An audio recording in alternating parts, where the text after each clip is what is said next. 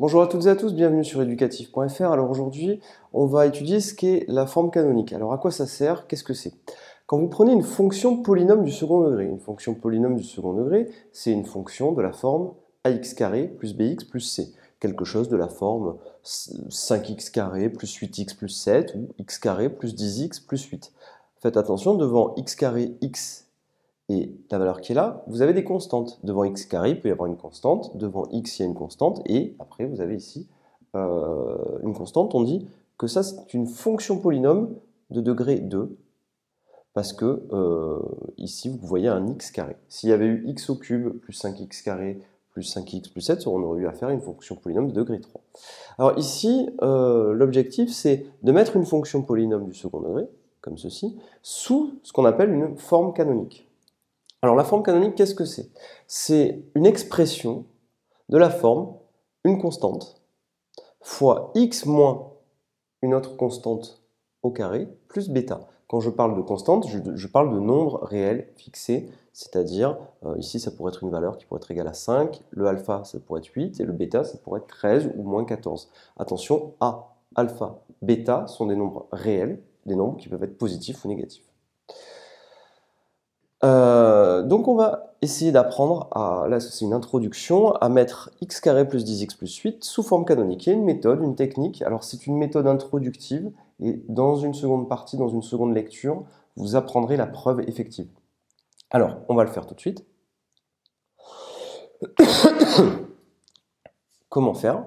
Donc, il faut connaître cette écriture-là. A plus b au carré, identité remarquable, c'est a carré plus 2ab plus b carré. Alors voici la méthode.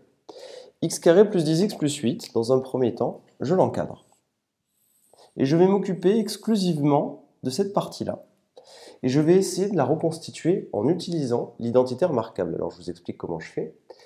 X carré plus 10x, en réalité, je le retrouve ici, dans la première partie du développement donc, de l'identité remarquable. Donc a priori, le a pourrait correspondre au x. Vous voyez, il y a a carré. Ici, je pourrais remplacer le petit a par x. Donc ici, j'écris x. Le problème, c'est qu'il faut que je reconstitue cette partie-là, 2ab, et de 2ab va correspondre à cette partie-là, la partie où il y a le x. La constante reste à part. Donc le 2ab pourrait ressembler au 10x. Cependant, on sait déjà que le a va correspondre au x. Le a qui est ici, ça va correspondre au x. Donc vous avez que 2 fois x fois le b, ça vaut 10x. Ça veut donc dire que le b, il vaut 5.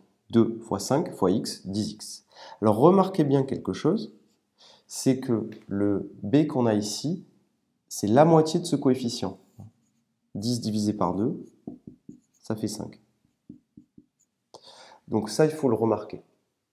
Maintenant, je fais mon développement. Donc x plus 5 au carré, j'obtiens quoi? J'obtiens x au carré plus 10x plus 5 au carré, c'est-à-dire 25. Donc là, vous faites l'identité remarquable, x plus 5 au carré, c'est x carré plus 10x plus 5 au carré, 25. Et maintenant, vous vous apercevez de quoi? Vous vous apercevez que ça y est, vous avez enfin réussi à faire apparaître x au carré plus 10x. Alors comment maintenant à obtenir la forme canonique? La forme canonique, ça va être très simple. L'étape d'après, il va falloir écrire x carré plus 10x en fonction de ce qui est écrit ici. Pourquoi? Parce qu'on va obtenir la bonne forme. Alors regardez bien. Le 25, ce que je fais, c'est que je le fais passer de l'autre côté. Et j'obtiens la chose suivante. J'obtiens que x plus 5 au carré, c'est égal, x plus 5 au carré moins 25, c'est égal à x au carré plus 10x.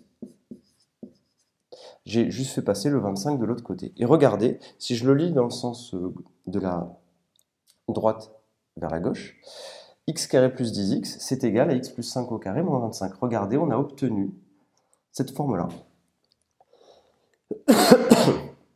Alors, on va l'écrire.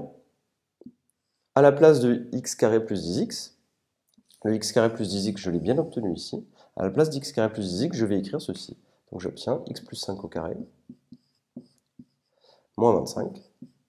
Et je n'oublie pas, très important, de rajouter le plus 8. J'écris les choses un petit peu mieux. J'obtiens x plus 5 au carré et moins 25 plus 8. Il suffit juste de le calculer. Ça nous fait moins 17. Alors attention, on n'a pas fini.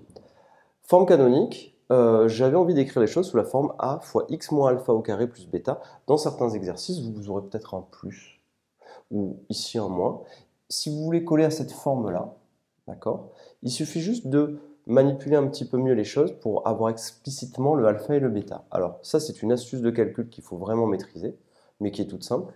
Au lieu d'écrire plus 5, je peux écrire, si je le désire, moins 5. Moins et moins, ça fait plus.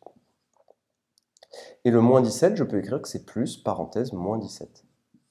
Eh bien, ça y est, vous avez réussi à écrire x carré plus 10x plus 8 sous forme canonique, c'est-à-dire que vous l'avez écrit tout simplement x moins 5, le tout au carré, plus, parenthèse, moins 17. Ici, cette quantité-là, elle correspond au alpha. Cette quantité-là correspond au bêta. Et comme il n'y a rien devant, eh bien, comme le fait qu'il n'y ait rien, ça veut dire qu'il y a un 1 implicitement, ce qui veut dire que la valeur qui est là, ça veut dire que A est égal à 1, tout simplement. On a réussi à mettre x carré plus 10x plus 8 sous forme canonique. Alors retenez bien un petit quelque chose, c'est que comment fait-on pour avoir le coefficient qui est là, qu'on a fait ici? Eh bien, à chaque fois, c'est la moitié. Pensez à chaque fois à prendre la moitié. Ça pourra vous être utile si jamais, ici, vous avez une racine carrée, si vous avez racine de 3, par exemple, ou si vous avez une fraction. Ça peut être intéressant. Donc ça, c'est un exemple introductif pour arriver à mettre une fonction polynôme sous forme canonique. On va voir un deuxième exemple introductif qui va nous permettre de réfléchir à mettre une fonction polynôme du second degré sous forme canonique, mais on va rajouter une difficulté. Qu'est-ce qui se passe si ici on a un coefficient, si ici il y a 8? Et qu'est-ce qui se passe après si ici il n'y a pas une valeur simple, mais une valeur un peu plus compliquée du style racine de 3 ou une fraction? Je vous remercie et à très bientôt sur educatif.fr. N'oubliez pas de regarder les vidéos suivantes pour maîtriser la forme canonique. À très bientôt.